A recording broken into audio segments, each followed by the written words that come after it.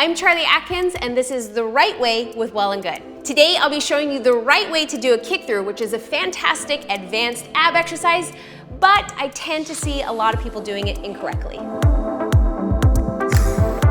The first most common mistake is people typically have their hips a little bit too high. So when they're trying to do a kick through, their booty or their hips are just way too far up in the air.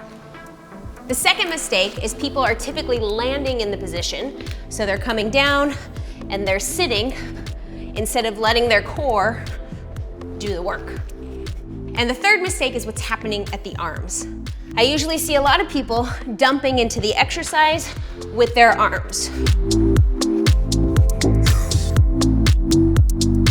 Now I'm gonna show you the right way. For starters, you wanna make sure that your bear plank is solid.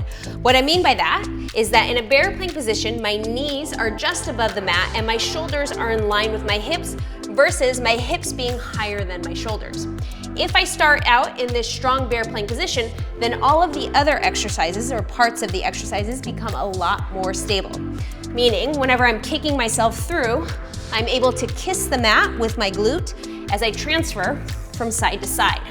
If I'm also starting from that strong bear plank position, then that means I won't dump into my shoulder. So the shoulder always stays over the wrist, and I'm able to keep a strong core and a strong arms as I move from side to side. Another added tip is that as you are kicking through, you want to press through the heel. That way your leg stays elevated up, and you know that all of the work is happening at the core. And that's the right way to do a kick through.